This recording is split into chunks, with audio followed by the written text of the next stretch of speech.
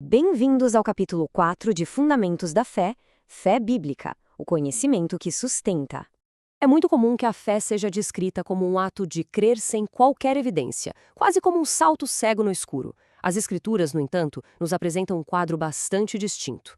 A questão central que vamos analisar, então, é esta: a fé bíblica é de fato cega? Ou seria ela uma confiança firme, construída sobre um fundamento sólido e seguro? No capítulo anterior, nós estabelecemos a Escritura como a nossa autoridade final em questões de fé e prática. Com base nesse pressuposto, podemos avançar para compreender que a palavra de Deus não é apenas uma norma para corrigir os nossos erros. Ela é, na verdade, o próprio meio que Deus, em sua soberania, utiliza para criar e também para sustentar a fé no coração do seu povo. A fé bíblica, veja bem, é uma resposta integral de todo ser humano a Deus.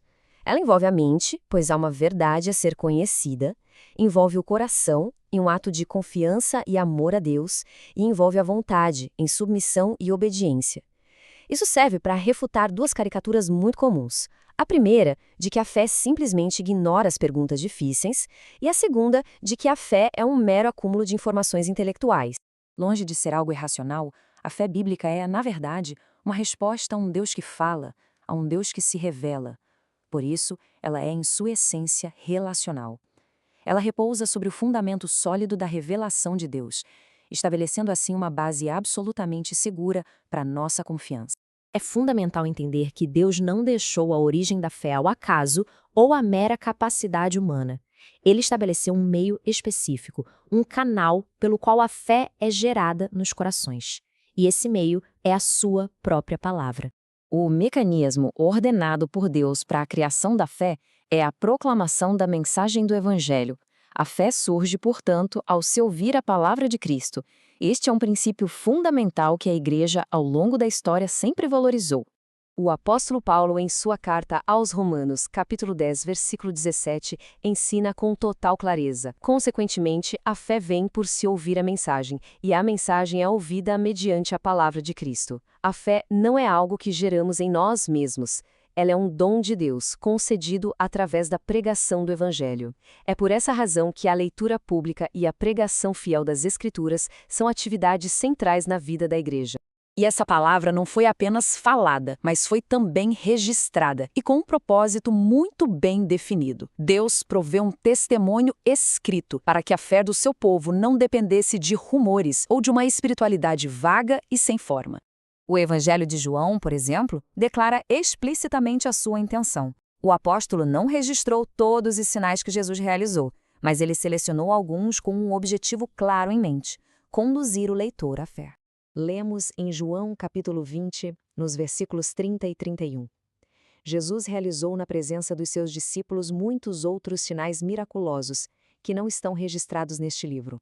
Mas estes foram escritos para que vocês creiam que Jesus é o Messias, o Filho de Deus, e para que, crendo, tenham vida em seu nome. A leitura dos evangelhos, portanto, é um ato no qual o próprio Deus utiliza um texto inspirado para levar os corações à fé salvadora em Cristo. Essa fé, gerada e nutrida pela palavra escrita, é exatamente o que o autor de Hebreus descreve no capítulo 11. A certeza daquilo que se espera e a convicção de fatos que não se veem. A base dessa certeza não é a imaginação humana, mas a fidelidade daquele que prometeu. A fé olha para a palavra de Deus e confia, pois se ele falou, ele é absolutamente digno de confiança.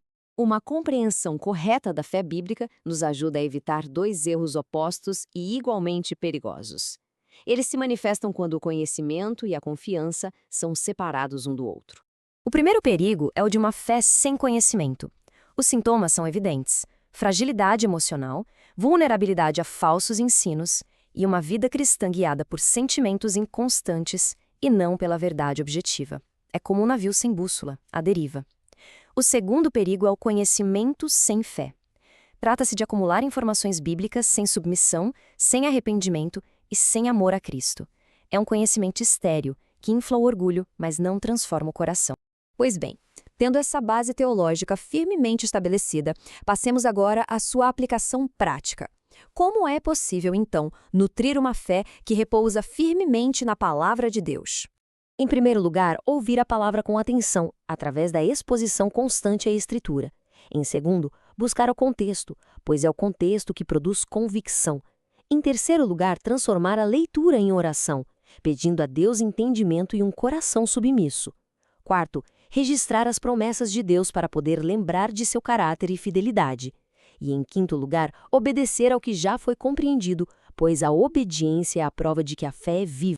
Para resumir o que vimos, a fé cristã não é um salto no escuro, mas uma confiança fundamentada na palavra de Deus.